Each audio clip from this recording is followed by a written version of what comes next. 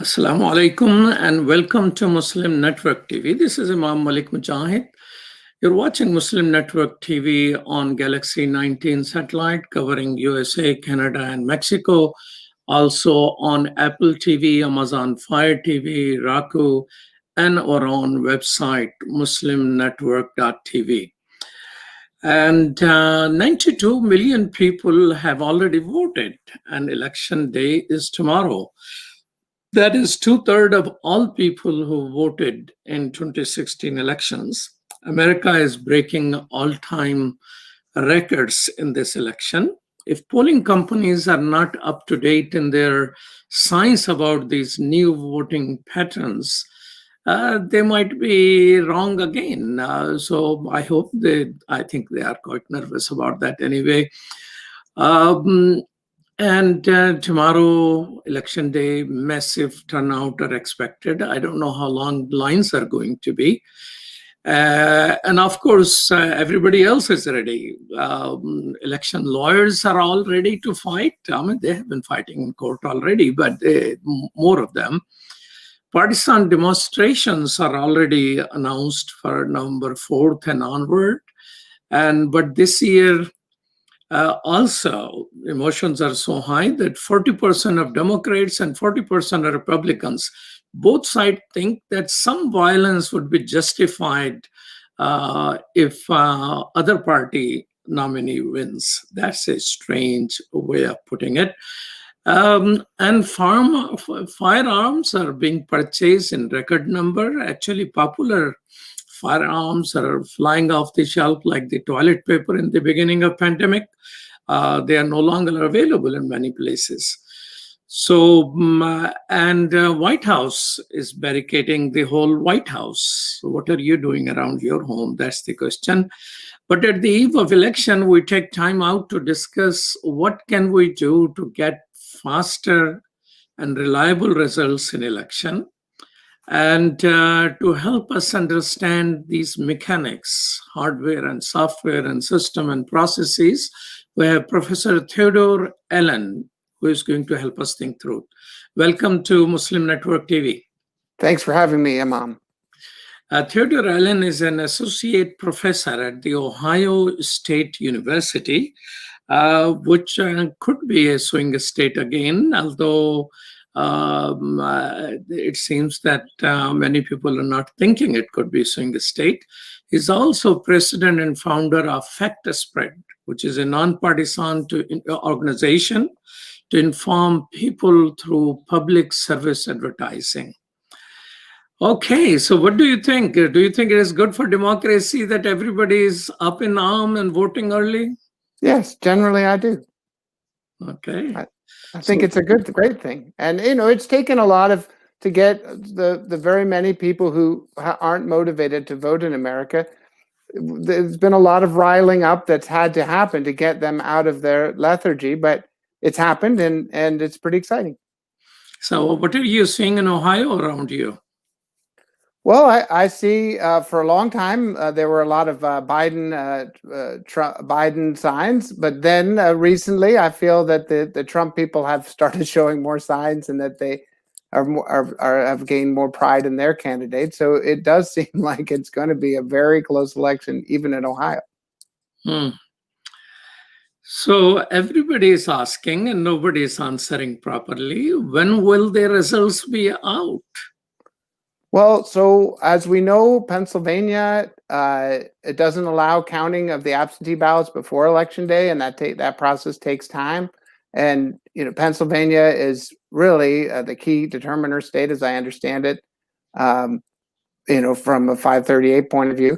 So it could be, unless Biden has a blowout, which also could happen, it could be Wednesday or Thursday until we really know. Wednesday, Thursday is not very far. People are thinking maybe it will take a month or more. Well, I don't have a crystal ball, and there are a bunch of court cases that could be critical.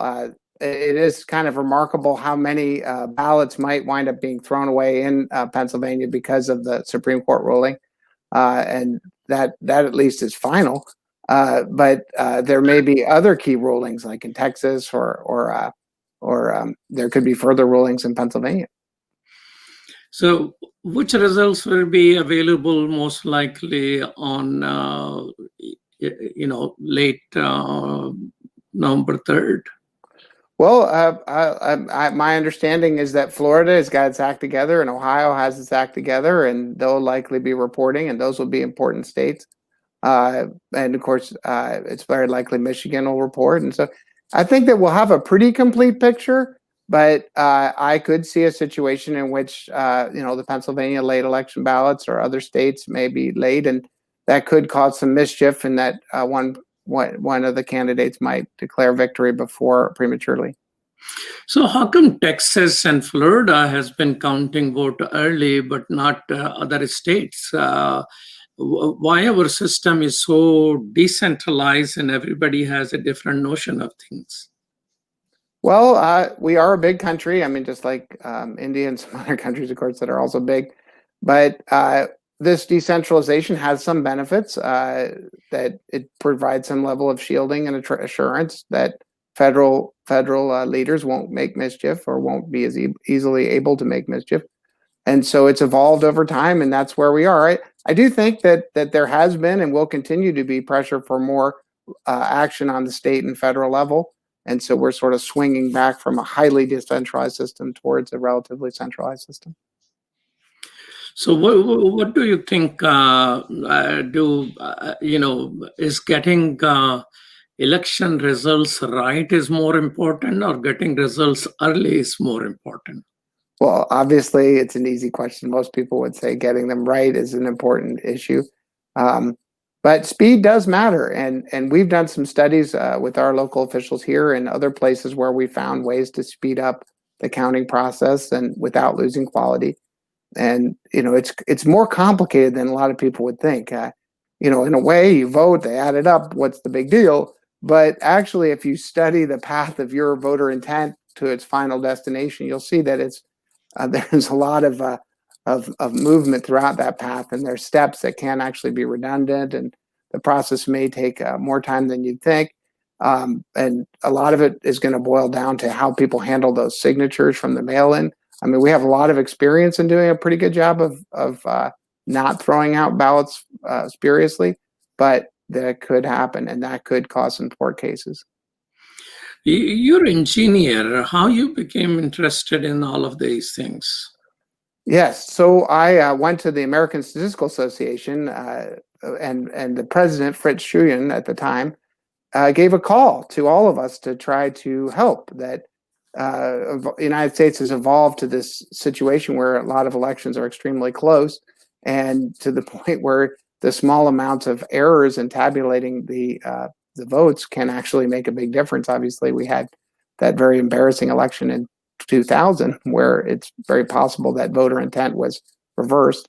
And I've also worked on cases where essentially the wrong person won because of waiting lines. So does that answer your question? So you were approached as a scientist by non-scientists to think about it.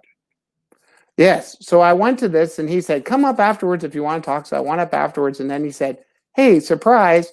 In fact, your where you happen to live is the most active place." In 2004, we had an election here in Franklin County, in Ohio, where Columbus is, and it was we had lines where Black people apparently waited about 30 minutes longer on average than white people, and so there was a court case, and the settlement was to hire me to help.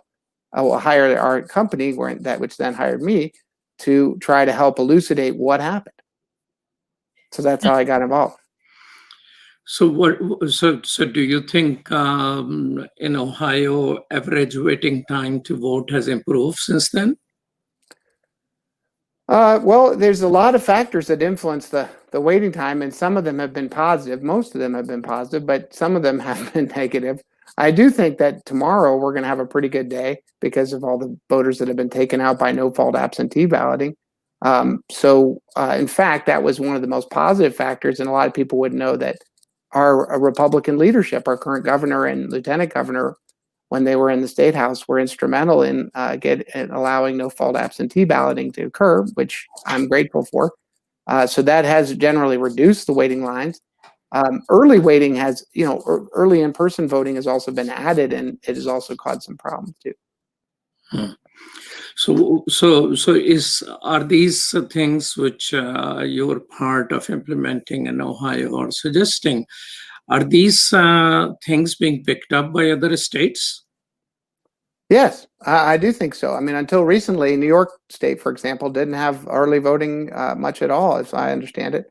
And now they've have some amount of early voting.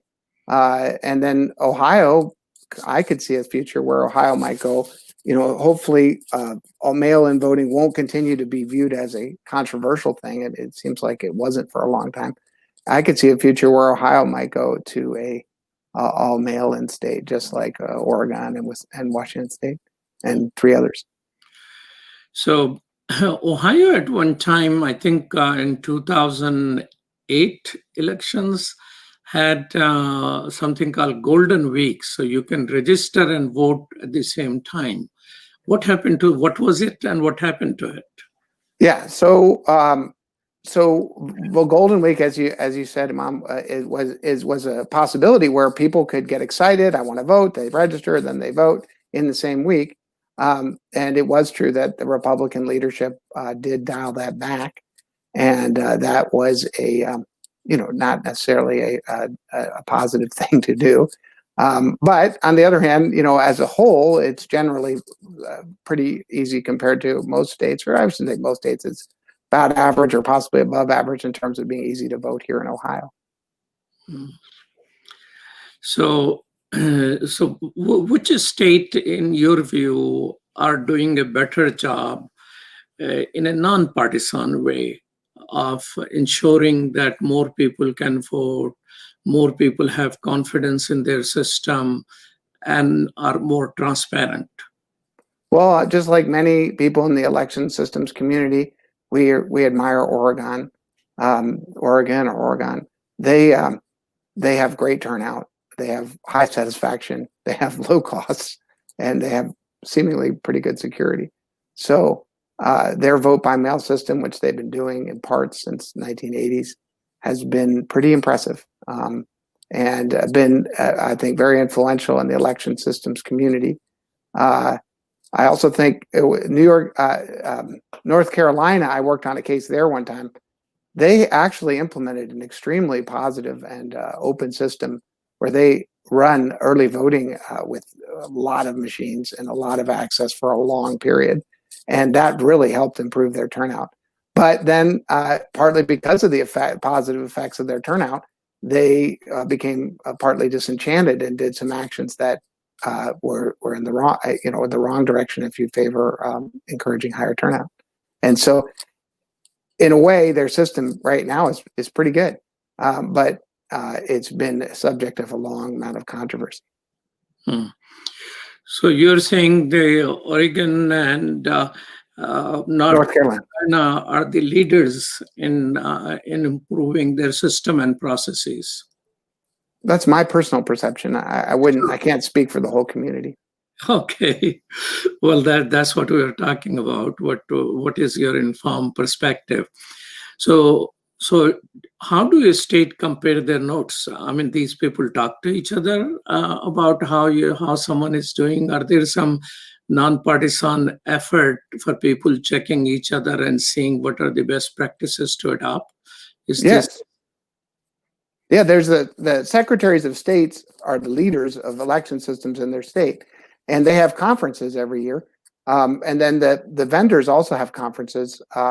And so between those two, there's a lot of comparing notes, and there's a lot of fellowship. The states, of course, have differing levels of control over their own counties. Here in Ohio, the counties have a lot of power, but those officials also participate in conferences and share information. So whereas a place like Oregon, the counties are all unified in how they run elections. So then it's the state level that shines. You're watching Muslim Network TV. This is Imam Malik Mujahid, and I'm talking with Professor Theodore Allen, and we'll be right back after these messages.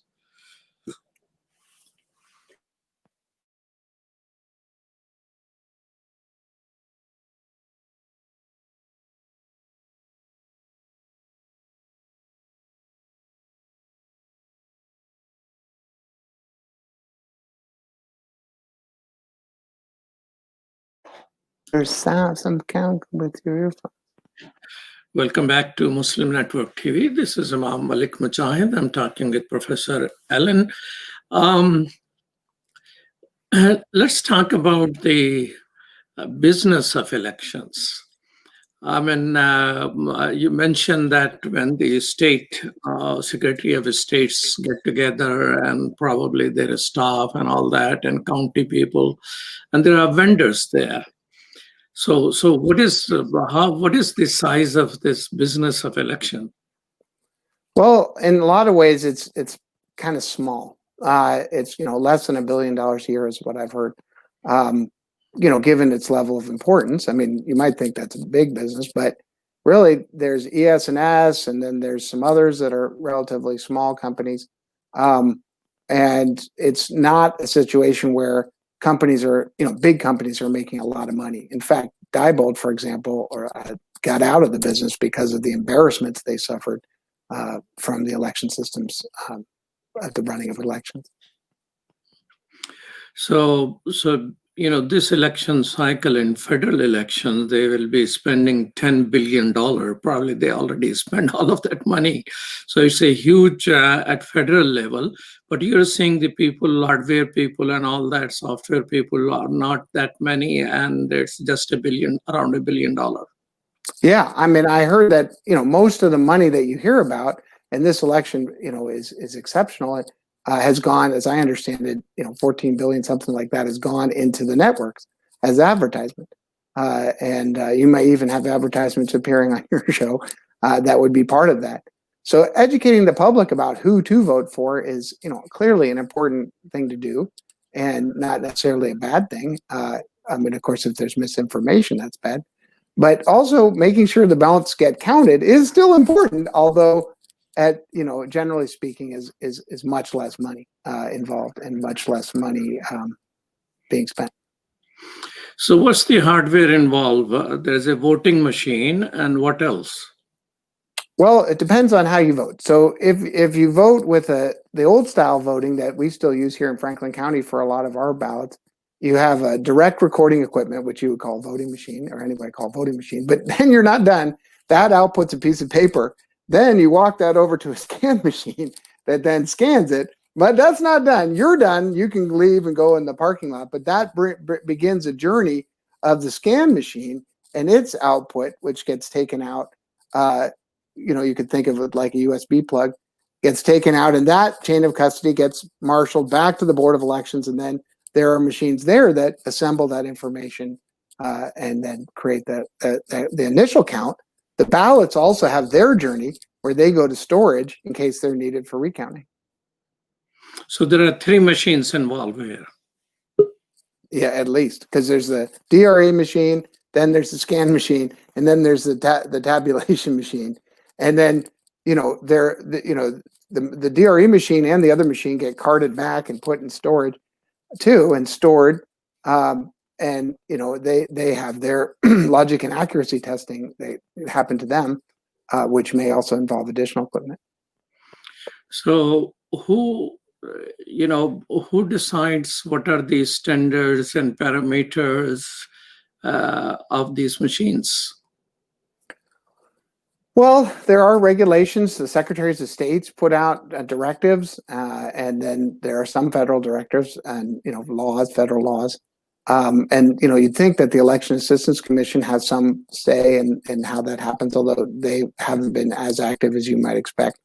So it partly boils down to the local election officials, which are typically balanced between Republicans and Democrats and quite collegial. And the ones that I've met, and I've worked for several, have been pretty impressive people, and they wind up having a lot of say in which equipment gets purchased and how it's operated. Okay, so are there any questions about the integrity of these 3 different sets of hardware? Yes, definitely. Well, so recently, the new set of hardware seems to be, we analyzed the 5 vendors and their offerings and tried to see what we could say about their cybersecurity. But generally speaking, it's improved quite a bit. I'm aware that there have been machines in the past that were vulnerable even while you were voting from being hacked, with over the wireless, or there were machines that could be hacked when they do their updates. So there have been concerns. There have been demonstrated possibilities of compromise. And then the voter registration databases have recently been compromised, although not as much as they were in 2016. 2016 was there was a really embarrassing occurrence in Georgia that sponsored a lot of fixing. There was, I remember after 2016 elections, there was when there was a certain percentile difference, not difference, between low margins for President Trump in Michigan, Wisconsin, and I think Pennsylvania. A lot of computer scientists came out that they are suspicious of the way these things happen. What was that controversy about? Did anybody look into the statements issued by those computer scientists that there may be a possibility of some hack in that?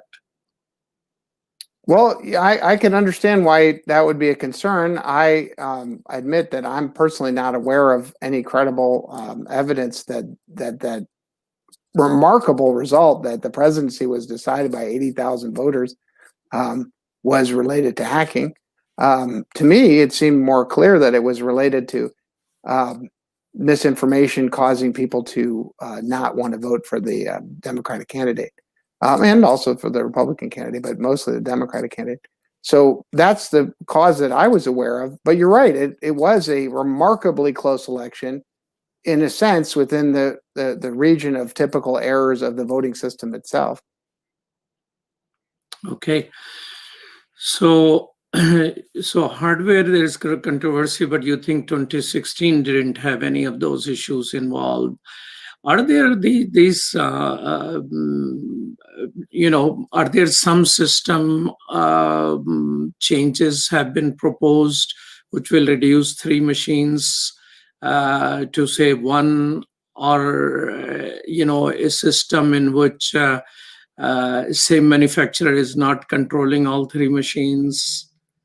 What are the things being discussed? Well, I mean, actually, the current system is pretty impressive to me, anyway, as someone who's studied other election systems. That this machines seem to be safe against attacks, less vulnerable. There's a paper trail that the voter can touch and feel. Although, unfortunately, in Ohio, you can't actually read it because it's a barcode. But if you had a barcode scan reader, you could read it. And so there is a paper trail, which is good. So I don't really think of the current system as being particularly bad or problematic. Hopefully, knock on wood, that there won't be some vulnerability that I'm currently unaware of that causes some dreaded issue. My sense is that the current system is actually a lot better than it was before, and the machines, maybe most importantly, the machines have very good record of not jamming from the paper, which a lot of the old ones used to. So do you think in all 50 states people have the same system, which you can vote by machine, but paper trail is preserved, or there is any state in which paper trail is not there? Yeah, so there's 10% of the voters in several states are going to not have any paper trail, and that's a problem.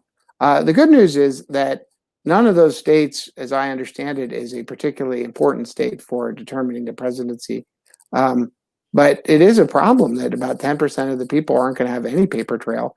And it's surprising, too, in this day and age where there's been so much concern. And Ohio, for example, has laws that mandate paper trails. So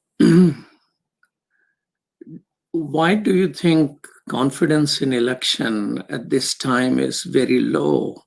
I mean, people are just a very high level of anxiety. People are unsure. People are buying guns. Other people are preparing for demonstrations. So why there's a low confidence? Because you're saying, as far as system is concerned, as far as machines are concerned, they are pretty impressive. Yeah, well, I do think they're pretty impressive, and I think the vote by mail efforts is generally impressive and a part of improving the system. I think that people are actually by so many of them voting are showing actually more confidence in the system in a sense. I do think that President Trump has directly done things to cause controversy, like bad mouthing vote by mail or saying that he's ahead of Michigan, or he's literally done a lot of things, I think, intending to sow the seed so that his lawsuits may have more political support, or yeah, basically more political support. So if we didn't have a participant who was directly attacking the integrity of the system by his mouth and also by delaying the mail, I think that we wouldn't have this concern about the election equipment. That there would be my impression is that there would be a general sentiment that things are getting better. I mean, definitely, I would be in favor of additional investments at the federal level and additional standardization at the state level. But I still think that the system is getting better. Okay. So, what are the top three things which you think can increase the security as well as the confidence that it is good? Well, that's an interesting thing about the confidence. I'm not an expert on polling and about how to instill confidence, but clearly we got to fix those 10% of voters that don't have a paper trail. That's pretty important. Then the other thing I would think you could do is go to a vote by mail system in many states, reduce, and not in every case, but generally that has been associated with significantly higher turnout and lower costs and greater voter satisfaction. So I think that vote by mail, unless the president continues to politicize it, has had a lot of bipartisan support and been associated with. Basically, you don't have to pay for poll workers. You don't have to wait in lines. You don't have to drive. You don't have to. Secure a bunch of sites. Those are all costs. Those are all problems. You don't have to train the poll workers. That's a lot of benefits that can be achieved if people feel confident, and they have felt confident. If you survey the people who live in the vote by mail states, they have generally evinced a good amount of satisfaction in that mode. Now, if President Trump has already or will continue to make that mode seem like a dubious mode, then it's not totally clear what other direction people could go in. I definitely think Ohio. I wish we had locally picked the where it prints out a ballot that you can read. That would help improve satisfaction and confidence too. So now, what are the proposals which you have which can sort of expedite gathering the results? Well, I just realized, Imam, that I didn't mention automatic registration. That may be the most important thing that I personally think would make the system better. About 14% of people are moving around every, not the same people, but 14% of people are moving, and then they don't register. They try and vote provisionally. They get frustrated. And then also, if we had better voter registration database, we could send them out. Now, your question you just asked was. No, let's stay on that one. So you're saying two things: mail-in voting, more universal acceptance of that, and I hope just like Texas and Florida, counting them as they're arriving, so you don't waste time on it. But also the universal registration. These two reforms will improve overall confidence and ease of elections.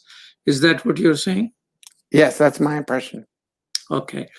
So before we get to the other question, let me take a short break. You're watching Muslim Network TV. This is Imam Malik Mujahid, and I'm talking with Professor Allen about election, how to get results faster and more secure. We'll be right back after these messages.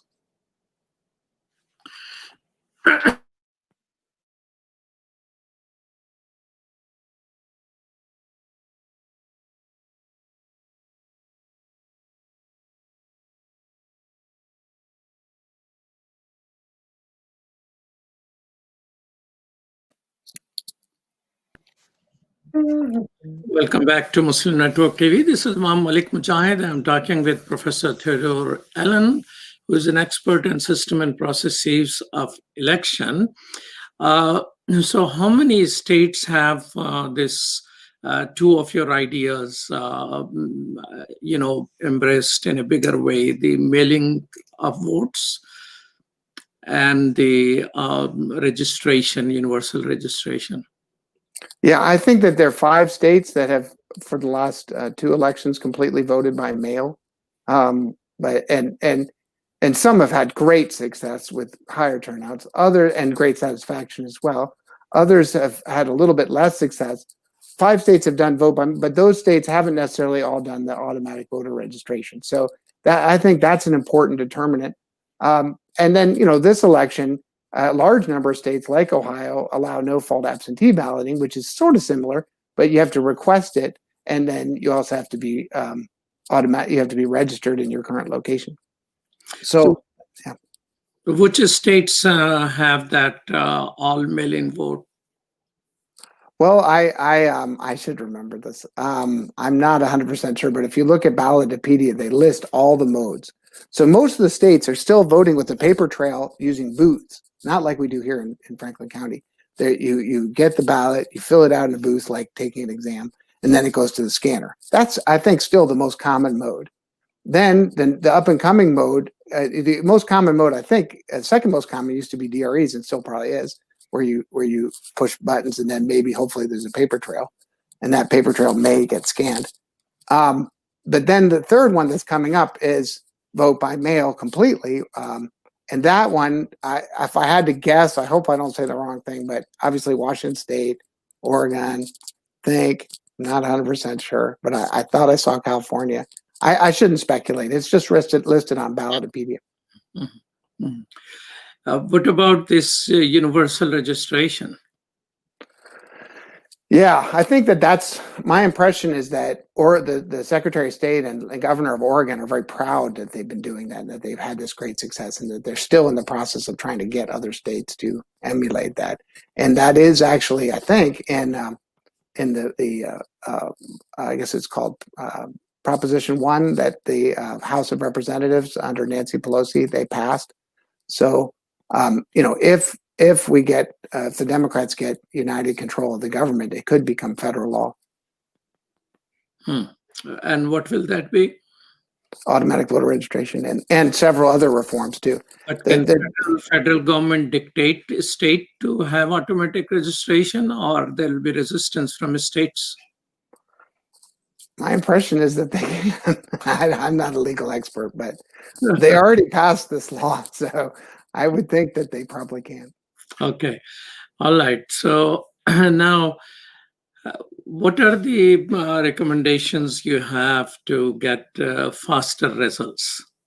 Right. So so here in Ohio, we haven't always done the greatest job of keeping our voter registration up to date. You sound like more like an Ohio nationalist. Are you planning to declare independence or something? Well, no, I just live. Ohio's a great state. We're important. I live in Ohio. I do a lot of projects around Central Ohio, not just an election system. So I feel very bonded with my state. Okay. And so just like many Ohioans, and a little proud too. And I've done I've done projects with New York State, New Mexico, North Carolina, Michigan, but most of my projects here in Ohio. Okay. All right. We'll accept that. So yeah, what was the question? I apologize. Okay, so what are the few ways in which election results could come out faster? Right. So we were working with the Board of Elections here, have been very nice to us, and our students got in there and they became certified to count absentee ballots, and the provisional ballots. And they studied the process, and they found they mapped it all out, and it's more complicated than you think, all the flows that can happen of the ballots as they go through. And they see that, you're supposed to look at this database and see if the name is there. And then you look at this database and see if the name is there. And then you check the signature, and there's a process. They found that actually at least one of the databases was not needed because the other one was just dominant. They also found some other steps that really they claimed it would reduce the time by 60%, I believe. And so, if you try to engineer that vote counting process, you can sometimes get, big reductions in the amount of time it takes and the cost. So one of the things which election commission, federal election commission or someone is thinking about is that asking all states to adopt common data format because they produce results in a different formats and it becomes confusing to tally and all those things. So what is that move and what is your recommendation on it? Yeah, well, that sounds really a positive development. Another development that's kind of similar has to do with the software being open source. Quite a few people believe that would make them more cyber secure and easier to update.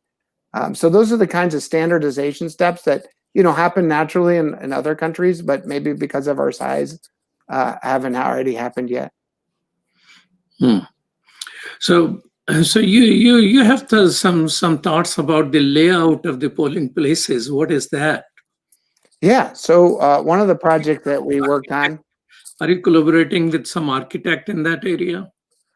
Well, we are industrial and systems engineering. And do we value architects? Yes. But do we sometimes do things that other people think are done by architects? Yes. Because how you lay things out, can really make things more efficient.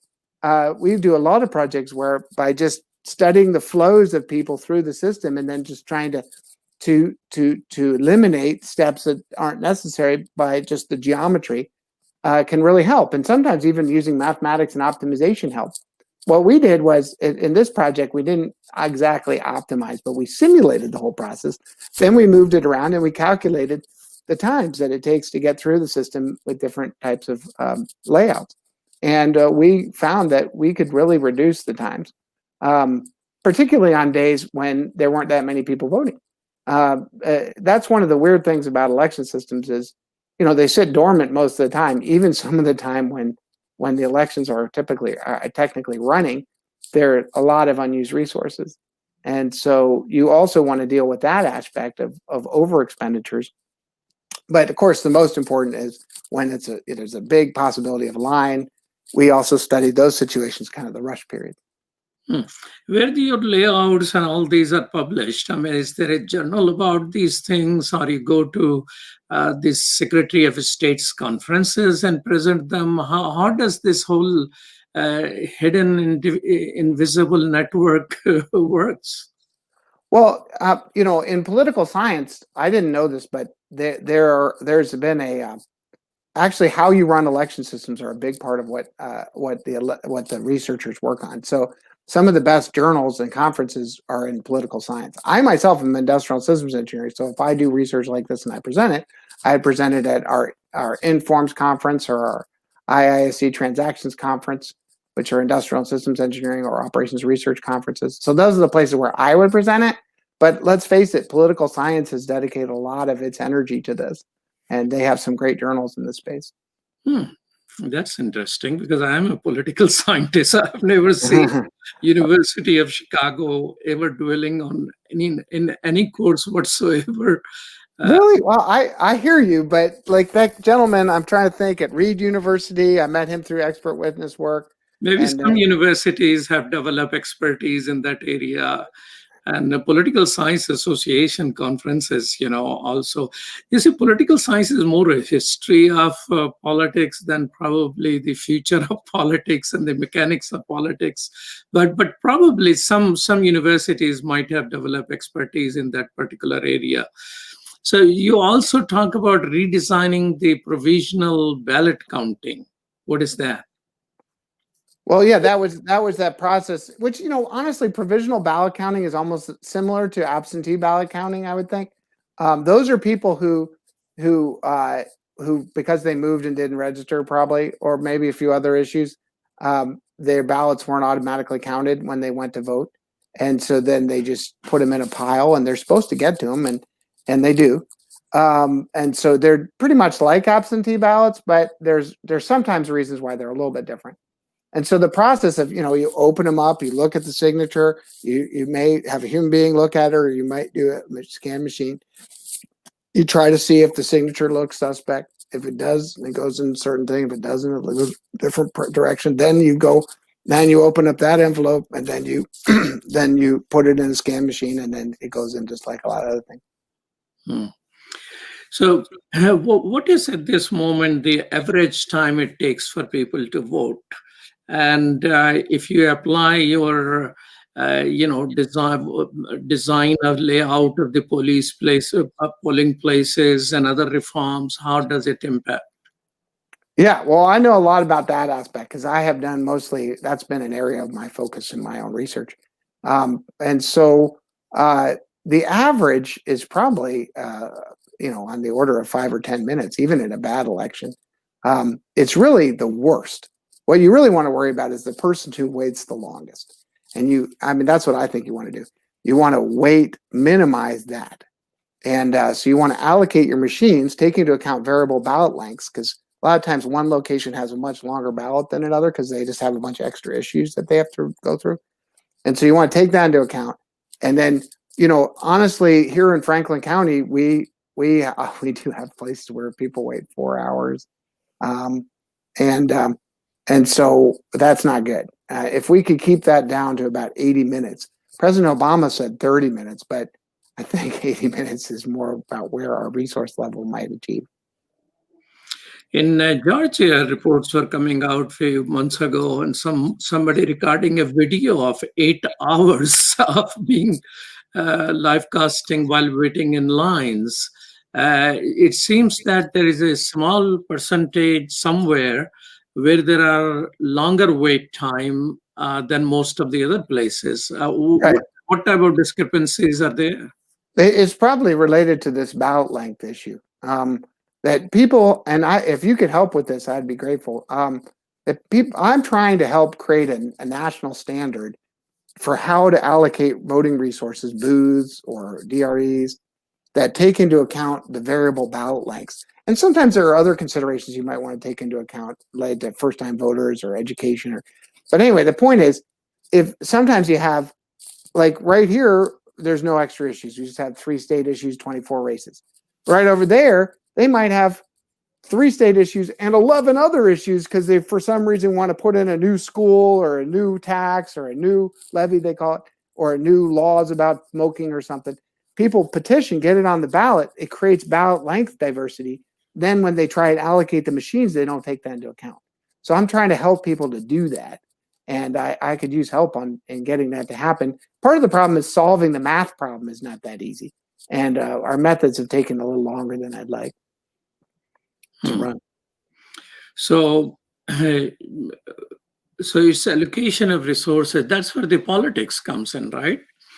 That's where some people want easier access to ballot. Other places, people want a difficult access to ballot. So there are politics of things involved while mechanics, which mechanics will be accepted and which will not be accepted. So what type of politics do you encounter?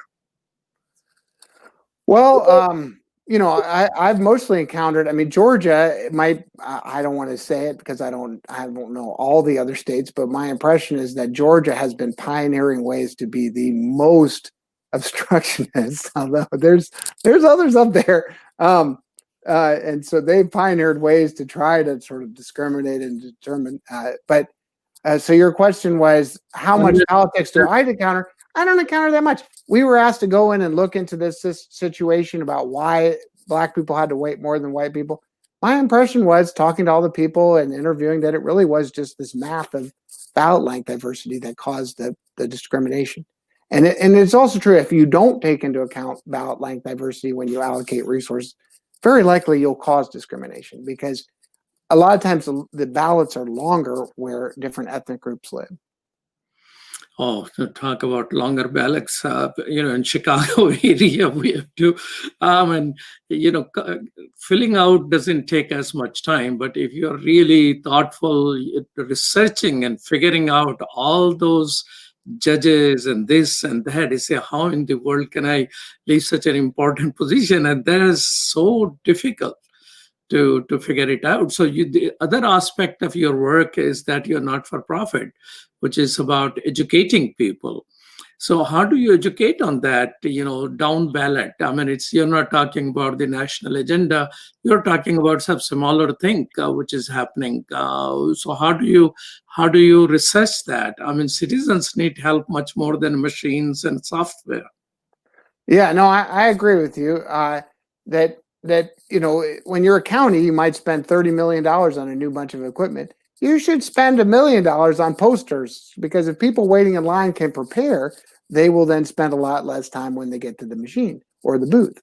And so That's a neat idea. That's a neat idea. While you're waiting, instead of watching some stream from some silly video, you can look around and there is sort of an exhibit about voting and citizens' rights and all that. That's a neat idea. Yeah, well, I mean, it's not. I don't take credit for it, because many places have been doing it, and I've seen it. I mean, here, and I think it's been a great thing. But that's a way to think about it, that you could spend more money on machines, or you could spend more money on preparing people so that when they get to the machine, they spend less time.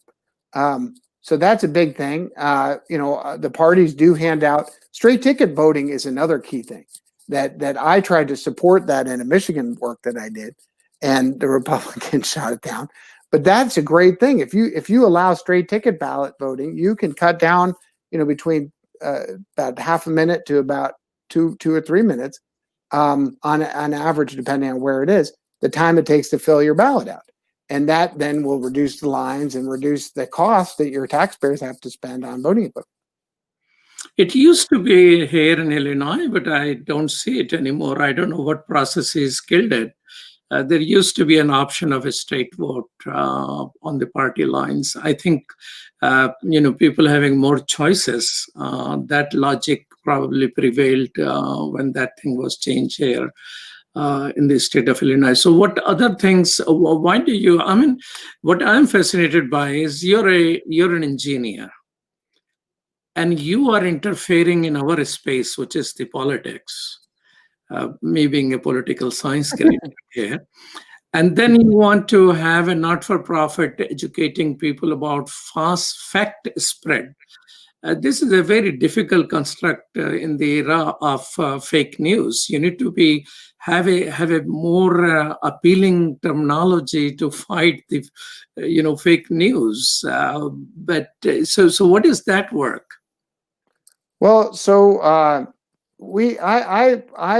was thinking, along with some people who are also working fact spread, that we would try to inoculate the public against bad false news, and also just generally help them to understand the public policy challenges faced by the country, so that we would maybe increase just their general knowledge level.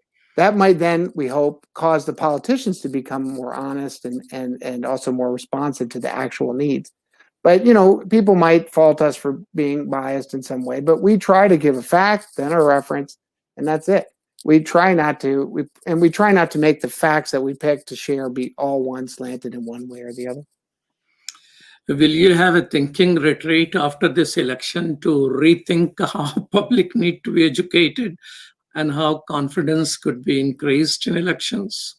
Yes, and we welcome other people to become involved. I mean, we're just a small nonprofit that is just kind of getting going and trying to find our way. We might get involved in trying to educate people about COVID. Hopefully, that won't be particularly controversial, although it seems like it might, because it's possible that might help. Where do you live, brother? You think COVID is going to be non-controversial? Well, that's one of the things that I feel like has happened. Is that, I have professors. No, I hear you, but the thing is, you have professors that, okay. Well, I hear you, but I just want to mention that 85% of Americans are kind of tuned out, and that's partly why the politicians sometimes get away with things. And it's not. I mean, definitely, there's a bunch of very riled up people, and to some extent, I'm one of them.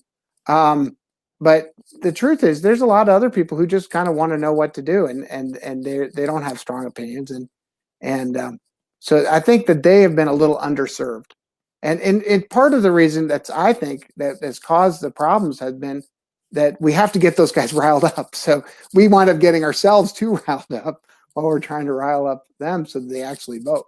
If more people just natively participated, I think that the temperature would come down a bit. Well, thank you so much, Professor Theodore Allen. You have been very helpful and helped me understand. Despite an engineer interfering in electoral processes, I hope our system and processes, which we are so focused on, will continue to improve, and participation in this election will help overall democracy go high in an environment in which people are just quite worried. And well, we can pray for those people who are worried about it. Thank you so much. Truly appreciate you being with us. Me too. Thank you, Imam. Thank you. And thank you, Sherdil Khan and Dr. Abdul Wahid, for producing today's show. You have been watching Muslim Network TV. This is Imam Malik Mujahid. We're always there on Galaxy 19 satellite, Apple TV, Amazon Fire TV, Roku, and of course your iPhone and Android, and muslimnetwork.tv, our website. Peace. Salam.